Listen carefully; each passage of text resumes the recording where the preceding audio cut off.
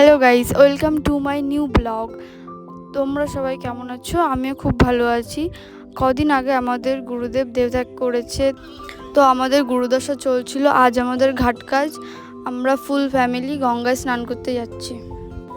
আমাদের কিছু নিয়মকানুন ছিল, সেগুলো শেষ করে আমরা এখন ভ্যান নিয়ে চলে যাচ্ছি গঙ্গায় স্নান করতে সবাই মিলে। এইটা আমাদের প্রাইমারি স্কুল, এখানে আমি ছোটোবেলায় পড়াশোনা করেছি। সাইডে শনি মন্দির আছে, প্লাস শেতলা মন্দিরও আছে। আমরা গঙ্গার দিকে চলে এসেছি।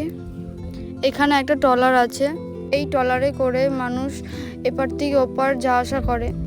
আমরা ভ্যান থেকে নেমে পড়লাম সবাই মিলে চান করব বলে। এবার সামনে একটা মদের বোতল ছিল, কে খেয়ে রেখে দিয়েছি জানি না। ওখানে আমার দুই দিদি খুব মজা করছে, আর একটা দিদি দেখতেই পাচ্ছ দাঁত বের করছে পাগলের মতন। আমার জলে নামতে ভয় লাগে, তাই আমি বসে বসে পা দোলাচ্ছিলাম। তো আমরা স্নান টান করে সবাই বাড়িতে